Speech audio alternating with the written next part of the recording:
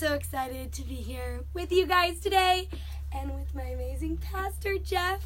So this is an exciting project that I've been thinking about for years that I just haven't gotten to, and I'm in this new season of life where I'm doing the things that I've been wanting to do for a long time, which is a good lesson I'm learning. But this is one of those things. So basically, when I ended college, I thought, what do I want to do with my life? And all my friends around me were asking the same question, and I feel like I've come back to that question again. I'm ready to transition into something new in my life, but I don't know what that's going to be. So I thought, why don't I take from the wealth of knowledge that's around me in my community and my sphere and interview different people and find out how did they come to find their calling in life and their place of thriving and meaning. So that's what I'm doing. So my first one today, my interview is with my pastor, Jeff. He's been my pastor since I was in 6th grade.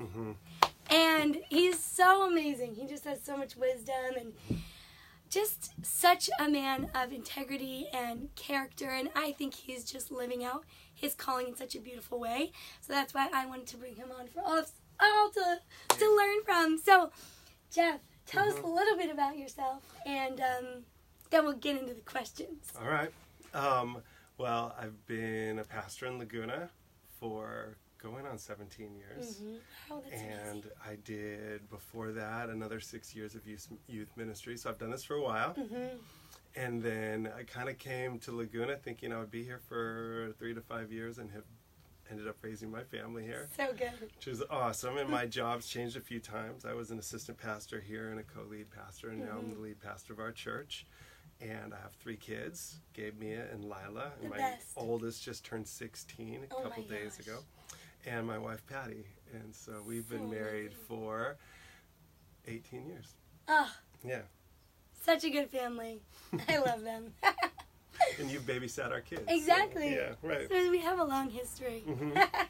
And you've always just been such a voice, an important voice in my life. And I'm just so thankful for you and all you've spoken in my life and the wisdom you've given me and insight and the questions you've helped me work through and everything. So it really is such an honor for you to be my first interviewee in this project. Thanks. Glad to be here. Yes. So my first question is just about calling in general. Like, what does that word calling mean to you? Yeah, which is good, because I feel like I'm still learning all of this, and so it keeps changing. But calling, I think I used to see it as something where you arrived, like you found this thing, and then you just from then on knew. Whereas I think now I feel like calling is something that you can kind of come in and out of. Yeah. And I think it's kind of fluid. And I think not only that, it changes through time. So I think sometimes you find this thing, but you continue to grow older. And so it changes, your calling changes along the way, kind of with seasons of life too. So there's complexity to it, but it is much more to me about flow than about arriving somewhere. Yeah, that's so good. Because I think, a lot of us that are younger, like in my age group, we're kind of like, okay, what is that one thing? I just got to find that, and then I'll be set, Right. Rather than seeing it in seasons, like, okay, what's going to be great for me right now? And then that might change, and I think that takes off a lot of pressure of, like, definitely. One thing, Right. Yeah. Oh, to find this thing, and you're so often, I think for me, like, so much of that is shaped around who your parents are and what you've grown up with. And totally. So I did engineering for like 3 years of my undergrad because that was my dad, and I love my dad and what he, who he was. And then I think it was an important step to realize, okay, that's not me. But it's funny because I think even now I look back and go, oh, some of that was me. And so even that wasn't, I think at the time I thought, oh, I've wasted this time. Yeah. And you start realizing, even when you're exploring down what seem like wrong roads, there's some real value to it. So, I love that. I think that also provides so much freedom to realize, like, okay, just make a decision, and from that decision, it's like you'll learn and it'll continue to lead you instead of thinking, this was the wrong thing, you know? Right. Yeah. Yes. That's really helpful. Oh, and that, I think that creates the sort of idea that there's these 2 doors and one is right and one is wrong. And I think I've realized, like, going through life, there's been plenty of times where I'm not sure there was a right or wrong door. I'm not even sure if one was better than the other. Yeah. Just different. Yeah. And in some of that, it's kind of like what you want to experience first, because I think there are lessons behind each door. And it's interesting how those choices will come back around sometimes years later, and you're like, oh, this is that choice again. And you'll choose the other one, even though the first one was so good. Yeah. So that's cool. I like that. So what was that journey for you, kind of going from engineering and then switching into something that maybe you felt was more you, or more along the lines of what you wanted to do? Yeah, well, it's an interesting thing about ministry, because I grew up at a small church, and so I think I never saw that as a vocational possibility. So I always was like I was a youth pastor when I was 19, but volunteer at my church and just ran it because I enjoyed it. So I think for me, I never took it seriously as a job until it was offered to me. It was just something that was fun. It brought me to life. And so that career choice was more like an invitation that I wasn't looking for, and I was considering other things. So I sort of stumbled into it that way. Yeah. Which is, I think, part of the way God can lead you sometimes, is it sort of comes out of left field where you're not focused. But but it was really joyful, because I think I was trying to figure out something. It needed to feel harder than it was, and in some ways it was like just so nice to be able to choose something that already felt so natural and good. Wow, that's cool. Yeah. Do you think that that's kind of a good insight when you are walking in something that's like, whoa, this is coming naturally, this is easy? Do you think that's a good insight into something that is along the lines of kind of your calling and your Sure. I think that sort of natural ease is a sign of your giftings, which doesn't mean that's necessarily your calling either. I mean, I think that's part of it. Yeah. And so I think sometimes we can limit calling down to what we're talented in or gifted in. Yeah. But that sort of natural ease, I think it's easy to assume when we're in that zone that isn't this the way everybody else is. And you come to realize over time, no. Yeah. A lot of people look at you and go, how do you do that? And you're thinking, I don't know how I do this. I just do it, right? Yeah. Which is fun to discover those things about you. And certainly, like, talents are a wonderful thing. But again, I think calling is much deeper. Yeah.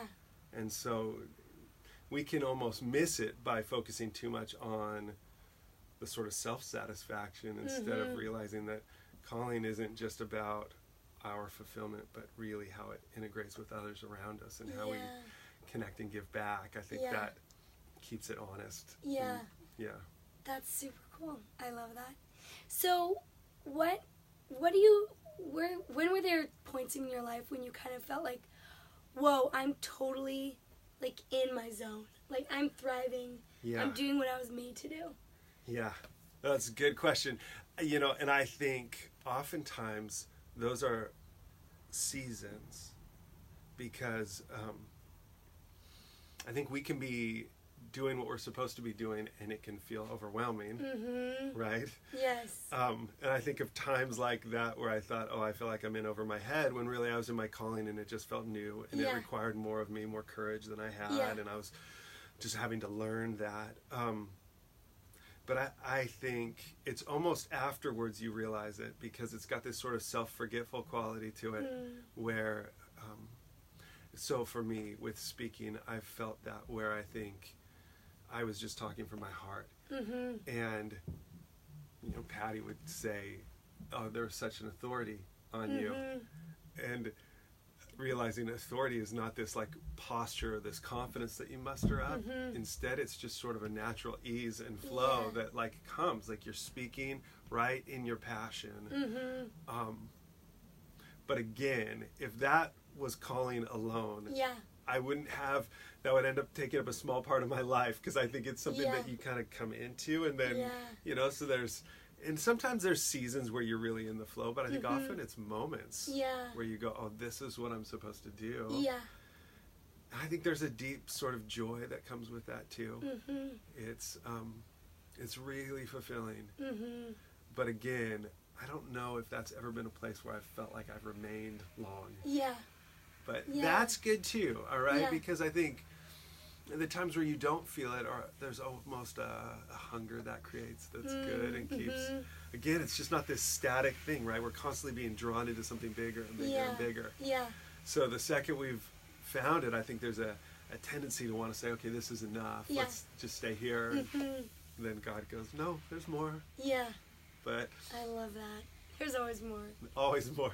That can be overwhelming sometimes too. Sometimes you're true. going like, oh, I just need a break. Yeah, this is good. I definitely feel that. Yeah. So if you're not necessarily looking for that feeling of I'm thriving, I'm in my zone, and there's other parts of the calling that maybe don't feel like that. So what is it that kind of tells you like I'm in my calling? How do you come to discern that? Yeah, well, I think it's a little bit of there's an art to it, like a few different factors. I was thinking about this, there's certain emotions that I'll feel when I'm doing something that's connected to what I'm called to. And one of the most uncomfortable ones, so I love this book called The War of Art by Stephen Pressfield, where he talks all about resistance. And you like learn to spot that ahead of time and realize that that's a good thing when it shows up, even though it's a battle and even though you've got to wrestle this thing down. It means you're engaged with something really meaningful for you. And so if you're not feeling resistance, it's probably because you're living too small of a life, right? Yes. So that resistance, as much as I dislike that and would rather not, reminds me that I'm doing work that I'm supposed to be doing. I think there's also, I would compare it to this almost young joyfulness that, kind of like that young kid that hopes one day to be this thing, right? And I think of my little nephews and they want to be superheroes so bad. And I think it probably feels a little bit like that on a certain level, but this longing to be something bigger that I'm realizing, I think that's something that I've always felt, but I always was a little embarrassed about, and realize now, I think that's something God delights in, is connecting those longings of our heart to a bigger story. Yeah. And so I realized too that when there's sort of a texture of hope to what I'm going through, of like, oh, what if? Yeah. That's a sign that I'm on the right path. And it's interesting, I think, two other things. I think there's sort of the affirmation that you see what you're doing is connecting with others. And that's different than praise, right? But you see that, oh, this isn't just for me. Yeah. That's really been huge for me, is realizing like this, my personal values, when I see those developing in others, I think I'm in my calling. So I long to go deep, but when I see others going deep, and they're saying, well, this is what you've been telling me to do, and I think, oh yeah, it is. That to me is an indication of calling. And then I think maybe the last, there's so many, but I think criticism sometimes too, where you're not playing it safe, and you realize that what you're doing when you're in your calling, there's some friction. As much as, because I'm a pleaser, I would rather try to live my life in such a way that there wasn't any. But that holds me back so much. So learning to be comfortable with criticism has been a big part of calling. So that's maybe more than what you're asking. But no, that's really good, because you think like when you're stepping into something, everyone's going to say, this is so you, this is right, go for it, Right. But having that knowledge beforehand, like, hey, if I'm going to step into what is really for me, I'm probably going to get that pushback. And so if you're expecting that, then you can step in with confidence and push through that. I think that's good. It is good. Well, because, what you're saying makes me think too, with this idea of resistance, this is another thing that I feel like I learned from Pressfield, but that sometimes your closest people around you will become that source of resistance. Whereas you start to grow, it awakens their own stuff, right? And so, which is hard, because I find myself even doing that, let's say to Patty, as she's growing, I'll feel like, oh, there's something in me that wants to hold her back, because we're doing just fine. And, so it's like, it's not just that this is all internal, it affects your community and your relationships and all of that. So if you're looking for like everybody to give you a thumbs up, you'll probably never get it. right? So Yeah. not your real calling. Yeah. Your real calling, people are going to go, "Are you sure?" Yeah. And you're like, that's not a bad sign necessarily. That's cool. I like that. That's helpful. Yeah. Yeah. It can be a little scary too. Well, and it's not, you know what, it's not always like that either. Yeah. Right? It doesn't need to be spooky. But I think it almost always requires courage. Mm-hmm. Totally. Right? Yeah. Because, if we are just kind of doing the easy thing, it's like, that's not the fullness. No. Really stepping into the fullness does require that courage. Yes. Yeah. Yes. I love that. Mm-hmm.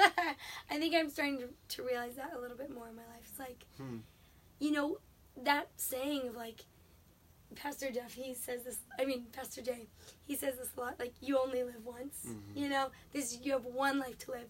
And I like that saying because it's like, I think sometimes we just go through life and we're like, okay, this and this, and just sort of let life kind of take us. And I'm like, man, if we only have one life to live, like, I want to live it with courage and like really go for it. I don't want to let these little things hold me back or just walk in whatever's comfortable, you know? Right. Yeah. That's so good. I love when he says that too. And I think, sometimes we're trying to live our life so that we won't experience loss. And that's like, loss is unavoidable. Mm-hmm. But there's this other dimension of regret, right? And you go, I think you can theoretically live a life without regret. Mm-hmm. Not that anybody ever does, but you go, really the choices that you make, you can live with this sort of fullness where you go, no matter what you faced, you could like press into that. Yeah. Even if it's hard, even if it's suffering, even if it's, or if it's, sometimes part of calling is walking through seasons of boredom where you just feel like I'm being underutilized and I have so much to give here and nobody's noticing these things. And even that, I think oftentimes God is working on our heart and going, this is a season. Yeah.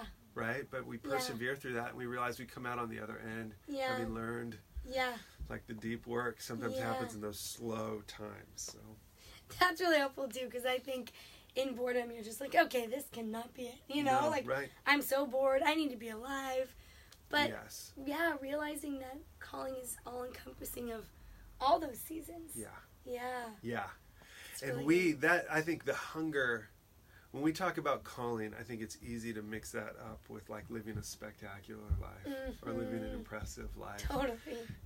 And it may be like from heaven's vantage point but oftentimes I think it's not impressive on a resume that we go, there's a season in my life where my dad, for reasons that were not his fault, was out of work for like a year.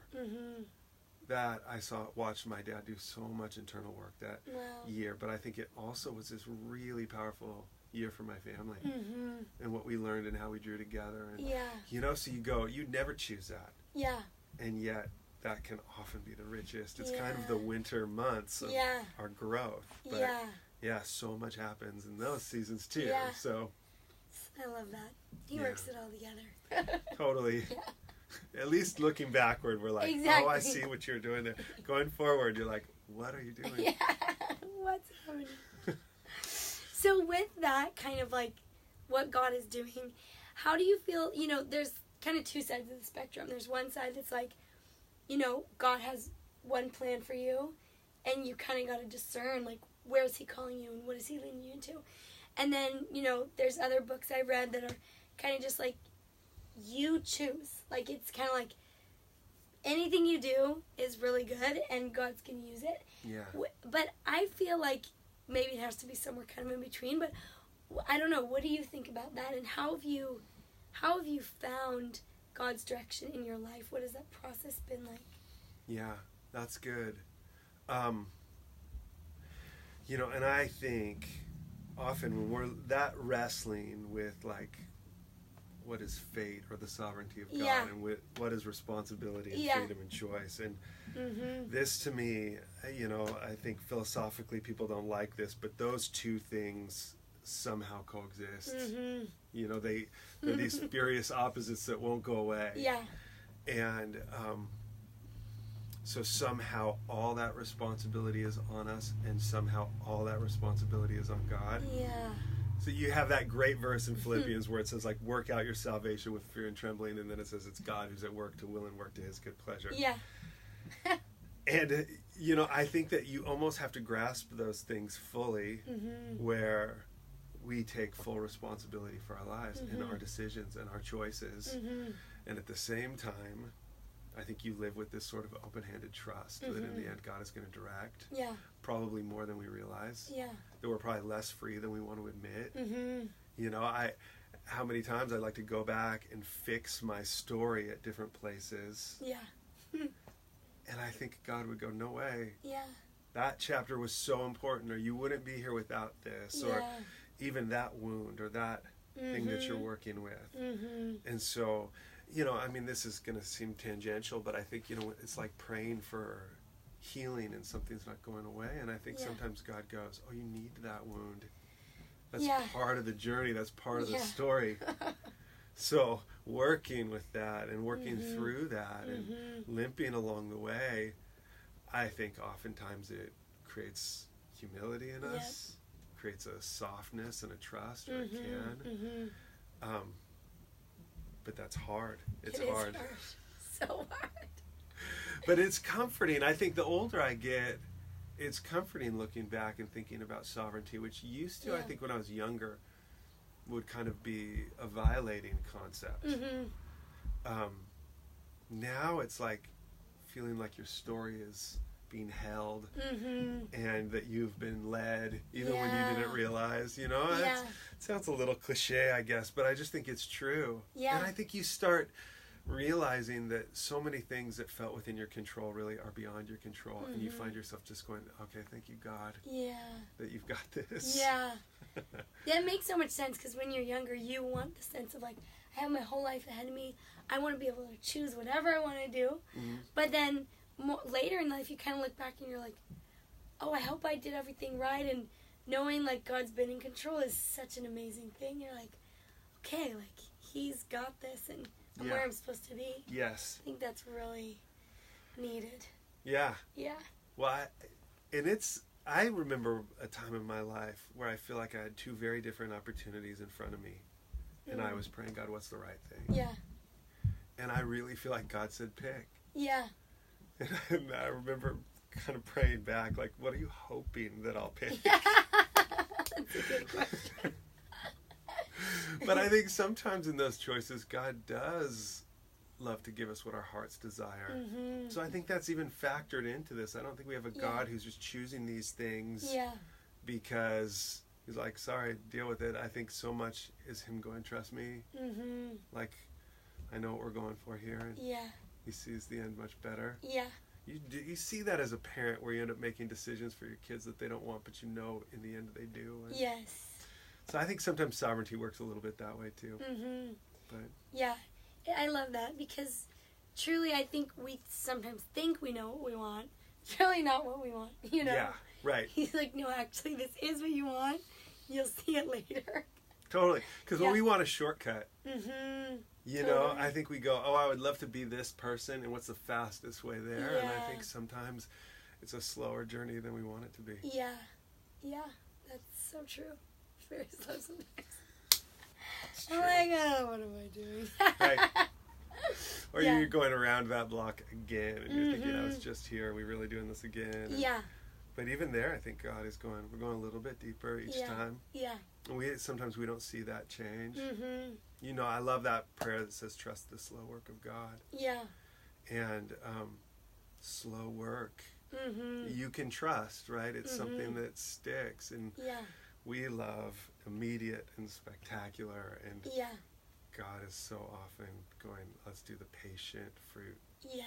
Where the goodness is. So when you said, you know, you felt like God was saying, with those two options, choose one. What does that kind of look like for you when you're praying, asking God for direction, asking him for wisdom? What does that look like to hear his voice or sense his direction in those times? Well, I mean, that's something I'm learning still, right? Like, I think we spend our lives learning that. I mean, I'm thinking, this kind of goes back to earlier answers, but with this idea of resistance, I think there is oftentimes when I feel like God speaks to me, I'm going, oh no. Like, that's not, it's not what I'm asking for. Yeah. Or when God goes, I've been telling you this, Jeff, as I like to come and pray, God, what am I supposed to do? And I realize, oh, he's been telling me. And I'm hoping he will change his mind on this thing. Because it's not where I want to go, right? And mostly for reasons connected either to comfort or control or my ego. Yeah. And God is saying, no, this is where we're going. There's a sort of gentle persistence to it, but a firmness in it too. So there, I notice oftentimes when God speaks a bit of stubbornness in my own heart, which just points to the work that he's doing. But again, and I said this before too, but I think there's this delight that comes up too. Like, really? Do you really think I could do that? Because I think that's it, is that when God says, I want you to do this, Jeff, it's often, it costs more than I want it to cost. And it also takes more than I can just do on my own. I can't just show up and pull it off. So there's just risk built into it. And always like vulnerability. It almost always requires people seeing more of my heart than I want to show. So it's got this like anxiety component, like, no, I don't want to go there.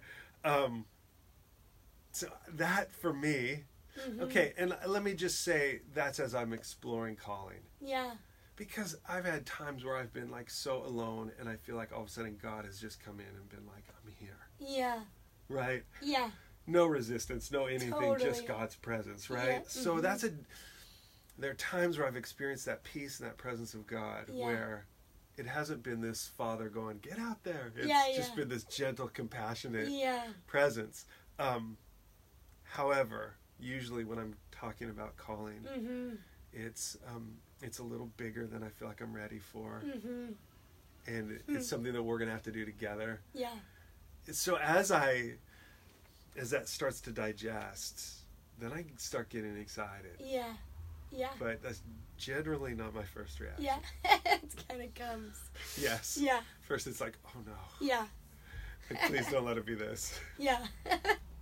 I find for me it's like when I kind of sense that God is leading me in one direction, it's like I sort of have this deep sense of knowing. I'm just like, I sort of just know that I'm going to do that. And it's like, and then I kind of trick myself and I like make all these other options. Like, for instance, when I was applying to colleges, like, I sort of had this deep knowledge, like, I kind of know I'm going to go to Westmont. But I applied to like 13 colleges and I was searching all over the place for all these amazing colleges. Just like, which one do I go to, God? Like, so anxious, but it was like I almost was creating this anxiety because I kind of already knew. And so it was really interesting. I was like, wow, I think that's how he kind of leads me in a way. It's just this deep sense of kind of peace. Like, I think that's the one. I love that. See, that's like a gift of faith, which I covet a little bit, but my wife has that too. I think you have that. Well, I think that sometimes there is that just with that a sort of quiet calm where I think, oh, that's really worth paying attention to. I also don't think there's anything wrong with options. Totally. Right? So some of that is just being faithful to it. But I wouldn't be surprised as you go through life if that continues to occur. You're going, oh, there's that thing. And I had a professor that would say, when God speaks, when it's confirmed, when you go, oh, that was God. Okay, so let's say Westmont. He would go, okay, rewind to those tapes and remember what it felt like. Because that's really important. And it's almost like every single person has their own way of describing that thing. Totally. So you could write it out explicitly and it wouldn't necessarily work for me. Right? But it does work for you. And you go, oh, this is the way it sounds. And it could sound other ways too. But when you start to recognize that, that's part of discernment. Is going, oh, I remember this feeling. I like that. marking it and being like, okay, remember this. Yeah. Yeah. Yeah. And so he would use that word texture, and I always thought, oh, that's an odd word, but I like it. Mm-hmm. Because when you get at it, you're like, almost you can, the air feels different or something Yeah. like that. Yeah. You use that word. I love when you use that word. I stole it, but I do love that word. It's good at describing. I mean, I think this is where, like Scripture, you see again and again, borrows from the five senses to try to refer to this sort of supernatural, otherworldly. Yeah. So it's going to say, taste and see that the Lord is good. And you can, I guess, physically taste those things, but it's more saying there's this sensorial experience of God that's beyond, but kind of reminds us or something like that. Totally. Yeah, I love that. He uses what we know to describe things that are so beyond. Yeah. And it's just enough, you know. It's so I don't know if we ever get it completely wired. I certainly don't. Yeah. But I do find myself catching on quicker. Almost like it takes God less times to get my attention. And I'm like, oh, okay, there you are. Yeah. So talking a little bit about meaning and finding this sense of like fulfillment, how do you kind of measure success in your own life? I think our society has an interesting way of describing success, but how do you define that and measure that for yourself? Yeah. Well, I think maybe that's kind of what I was getting at with flow. Yeah. So I was meeting with our friend Gabe Sullivan, and I'm in the process of writing a book, and I remember looking at this sort of publishing date down the road and saying, oh, I see this sort of arrival coming. Yeah. And I remember Gabe going, I think you're doing it right now. Yes. Meaning, like, you're out there putting these thoughts down on paper, and you're doing this blog and speaking, and you're doing, this is the creative work, right? Yeah. Where you're going, oh, no, I need the diploma, or I need the artifact that I've created to go see my life has meaning. Yeah. And that was really helpful to me, because I think for some people these sort of moments won't come. They're not going to go get a PhD, or they're not going to go do these things, and yet you go, if you're participating in this, say, a life of deep creativity, although it doesn't have to be artistic, but it probably in all of us has a little bit of that. Yeah. To be doing that is the thing, right? Yeah. And I mean, this is something I have liked, this quote by Viktor Frankl, where he's saying you can't pursue success, you can't pursue happiness, it just ensues. Wow. You live a life bigger than yourself, you live for something bigger than yourself. Yeah. And this just comes. Yeah. Right? Yeah. And so to go after it, almost you break it. Yeah. Right? Or you create this thing, that you create this idol that in the end you're like, oh, I thought this was going to fulfill me, and it doesn't. Totally. Right? But you go, I mean, I think this is constantly what Jesus is inviting people to, is this bigger story. I love the Hebrews reference of like walking in a manner the world's not worthy of. Yes. It's this idea of living according to a standard that surpasses our little systems of keeping track of who's important and who's not. And you just realize that's offered to anybody. And it's all a matter of the heart, as opposed to what gets documented on your resume or something like that. Yeah. Because it is, I mean, you just said this morning, you know, it's not about what you do, it's about who you are. Yeah. You know? Yeah. And how do we kind of stay in that place, you know? It's so hard. Because our society is all about, what are you doing? And that's what people ask you, you know, when you meet them. What do you do? So it's like, man, it's such a practice to keep yourself in that place of, it's about who I am. Like, not measuring yourself by what you do. Yes. Yeah. Okay, so I had this thought, and I don't know if this totally helps it or what, but I was thinking, it's almost like when you think of calling, it's like living a healthy life. And if you think of your calling in terms of health, you realize there's just rhythm to it, and there's balance to it, and there's rest, and there's exertion, and there's like eating right, but there's also times of just enjoyment, and like to go, balance is a huge part of a healthy rhythm of life. And you go, calling probably has some similar sort of rhythm to it. Yeah. Instead of, we want this like thing that we can just hammer away at this thing. Yeah. If it worked once, it's going to work twice, and just do more of it. And you would go, I think you can sort of come in and out of this rhythm that reflects more of a balance in life or something like that. So it's an overall quality of life is connected to calling. Because I think some of the most important marks of a healthy life are just times of quiet, times where you're not productive, times where you're detached. Some of the best times with your kids is when you're not doing anything, you're doing nothing, right? So you would go, it is having that sort of balance to it that knows how to really engage when it's time to engage and knows how to detach when it's time to detach. Yeah.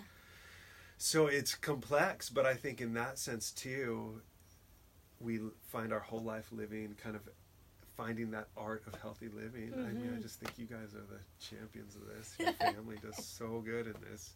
You're like my inspiration. Oh. But it's good, right? So joy becomes a huge part of calling, but it's joy in our work, but joy in our families and all of that. Yeah, it's so much bigger than just what's my career. Right. Yeah. Yes. No, and I think that it's so true. And that's not to say, I mean, there's so many people that they just showed up and did their job and there was nobility to that, you know? So I want to be respectful of that too. Yeah. But I do think this, Thoreau's line of like living lives of quiet desperation. And I just think there is too much of that. Yeah. And as much as there may be nobility in that and a sort of strength of resolve, I don't think that's what any parent wants for their kids, right? Yeah. And in a similar way, I think God's longing is that people come alive. Yes. Yeah. So there is, and that doesn't imply that we avoid suffering because that's in there too. But but there is this sort of invitation for everybody to a life of joy. Yeah. And you see that. I mean, when we go on missions trips or whatever and you walk into situations of real poverty and yet you see, oh my gosh, there's more joy here than there is at home. And yeah, anyway. I know, it's pretty cool. Yeah. It's amazing. Yeah, so what kind of advice do you have for, people in similar situation as I am, where I'm like, I know that there's more, and that you're saying, like, coming alive, living this life of being alive, I feel this sense of, like, God stirring in me, like, there's more. I want to come to life in more areas of my life. You know what I mean? Yeah. I feel like I just want to step into that. So what advice do you have for people in that place? Yeah. And well, I mean, my advice would be that I think you can trust the work that God is doing and that sometimes it's slower than we'd like it to be. I mean, I've thought this with you because I think you've weathered some real storms or some times where you've, as I pray for you, I would think, God, I think this is long enough. Like, I think Mo's ready. We just show her the next thing. But that's what I want. But if I take a step back from that, I watch you grow, and I love it. And so I think in some regards, I would say it's happening. Yeah. Whether you know it or not. Yeah. Right? Totally. Which is cool. I think there's just that opportunity to really stay in this place where you're going, okay, whatever. Yeah. Whatever you want me to do. Yeah. But that's not new advice, and I think you live there really well. So I'm hoping for you, like, this thing. But I also think you can find freedom to go.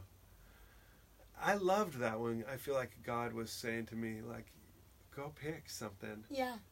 And in a way, I think you're not rushing to the next thing, that God knows your heart. And so I do think when you're in that space where you're open, then you can really pay attention to what delights you or where the longings are. Yeah.